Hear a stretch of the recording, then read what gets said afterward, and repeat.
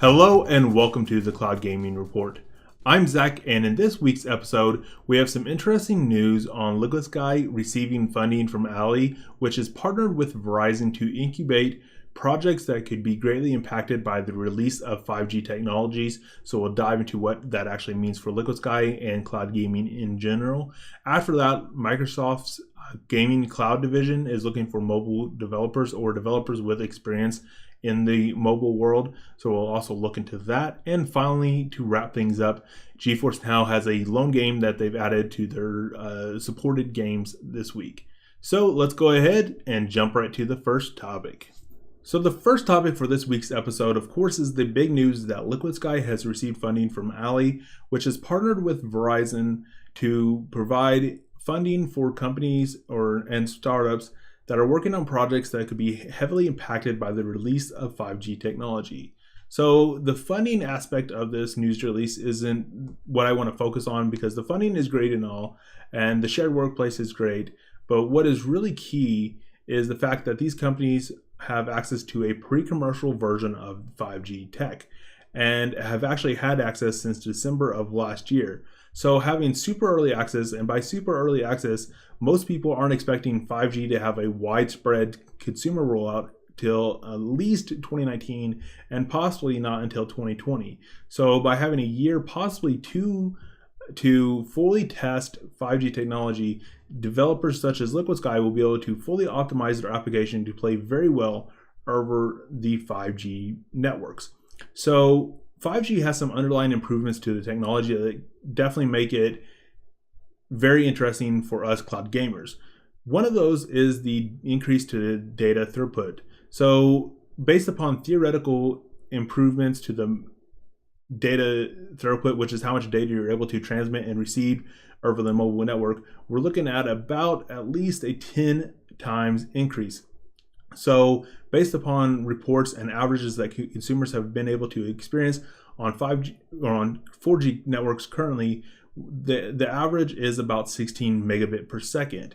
So factoring in that 10 times increase on the theoretical and assuming that we actually see that in real world tests, that means we should be able to achieve a 160 megabit per second download on 5G networks, which is definitely going to be more than sufficient for cloud gaming.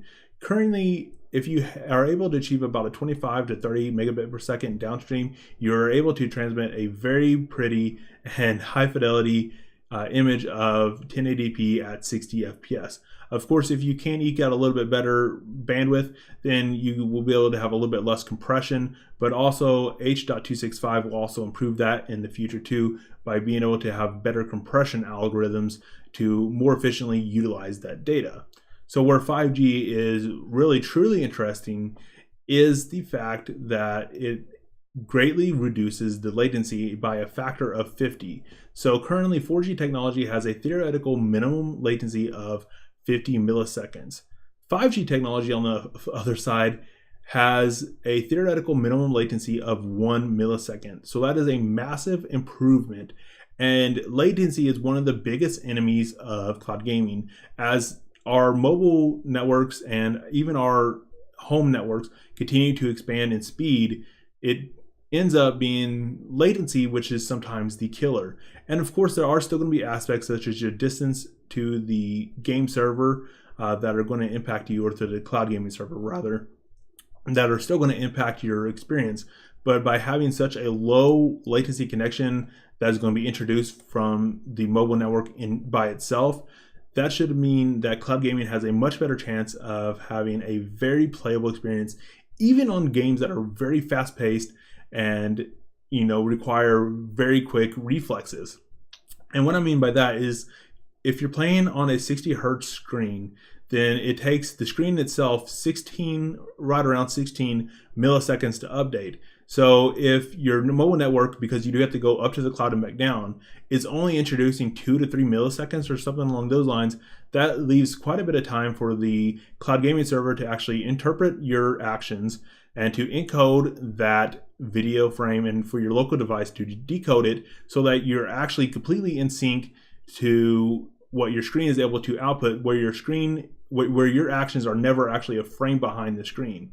And that is very interesting, and will be very awesome to see how that actually impacts cloud gaming. So the second topic for this week's episode is the fact that Microsoft is looking for a software engineer with mobile development experience. At first glance, this seems like a very traditional job posting for Microsoft, as they have a ton of mobile applications and of course a lot of developers working on those mobile applications.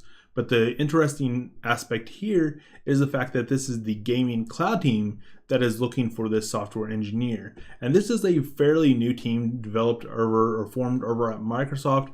And we don't know exactly what all they're up to, but there have been a ton of rumors circulating that Microsoft is working on an Xbox Cloud service, not too dissimilar from what Sony has with the PlayStation Now service.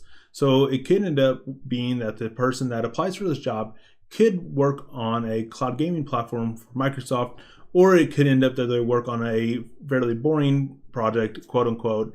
On the boring part, it could end up still being very interesting, but it might actually not be directly relating to cloud gaming in general.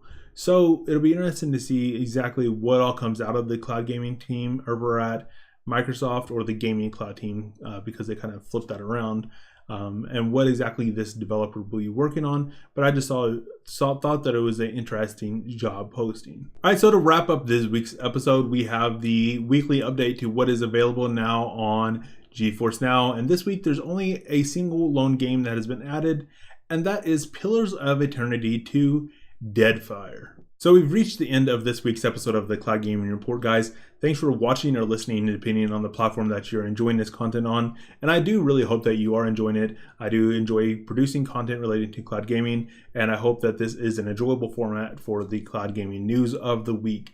So once again, guys, thanks for watching or listening. Like, subscribe, comment, whatever, depending on the application you're using to consume this content. And until next time, guys, Zach out.